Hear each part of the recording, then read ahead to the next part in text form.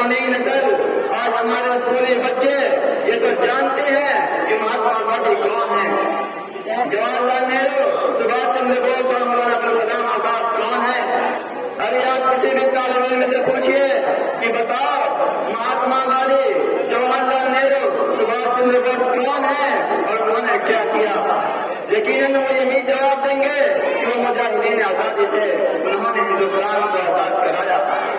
میرے عزیزوں، میں پوچھنا چاہتا ہوں اپنے گاؤں کے ساتھیوں سے، کیا جنگ آزادی کے بھائیوں کے بٹواروں کی لڑائی تھی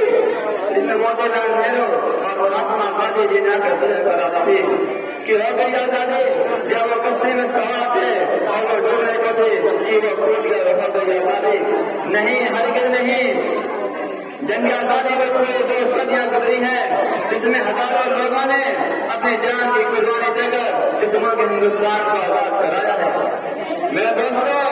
یہ دن ہمیں سوچنے، سمجھنے اور کوئی صحیح عمل تیار کرنے کا پیغام دیتا ہے۔ یہ دن ہمیں اپنے اسلاف اور قربانیوں کو یاد کر کے ان سے سبق سیکھ کر زندگی گزارنے کا حکم دیتا ہے۔ میں آپ کو کہہ رہا ہوں کہ جنگ آزادی کی 200 سالہ تاریخ ہے۔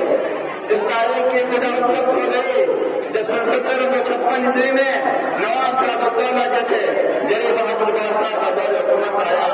اور تاریخ کا یہ روشن باب اس وقت مکمل ہو گیا جب ہمارے مشہور تاریخ دہرائی گئی، اس میں خون کی ندیاں آ گئی، گاجر مونی کی طرح محبین وطن کو پاک کر رکھ دیا گیا۔ بطور غالب گھر سے باہر نکلتے ہوئے شہر ہوتا ہے یاد عیسیٰ کا، جو اس کی کہنے میں مقبل ہے، گھر بنا ہے نمونے زندہ کا۔ آج جسے قدرت میں 1857 کے نام سے یاد کیا جاتا ہے کہ 2018 اس وقت مکمل ہوا جب انگریزوں کی غلامی کی زنجیریں قانونی طور پر ہمارے گردنوں سے ہٹا دی گئی اور وہ وقت 1947 سے ہے۔ میرے عزیزوں،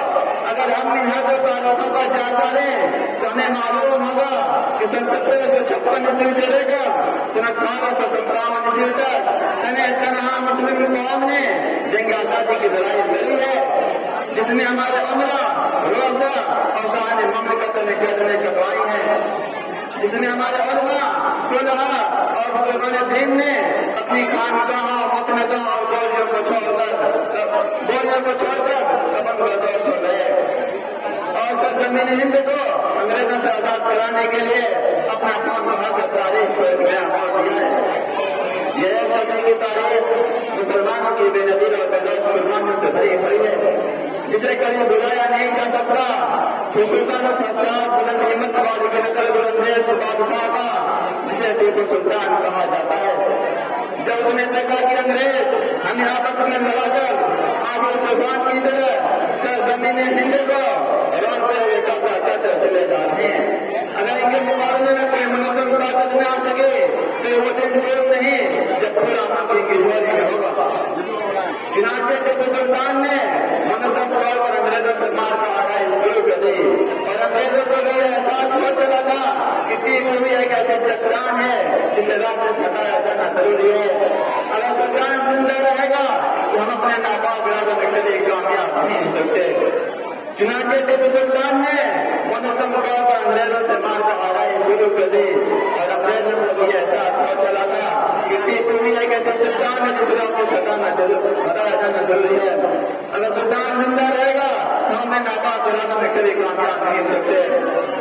چنانچہ ٹیپو سلطان نے کسی بھی حال میں انگریزوں کے سامنے گزرے نہیں دے گئے، اپنی شجاعت و بصارت اور بہادری کے بلبوتے پر لڑتے رہے اور اس کا یہ قول مشہور ہے، گیدڑ کی 100 سالہ زندگی سے شیر کی 1 دن کی زندگی بہتر ہے۔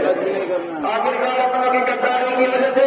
یہ مجاہد بادشاہ 1799 میں سرنگا پٹن کے معرکے میں شہید ہو کر کاروان حریت کو ملک سے راہ دے گیا اور اس کے نام پر کھڑے ہو کر جنرل حاصل نے کہا تھا آج سے ہندوستان ہمارا ہے۔ میرے دوست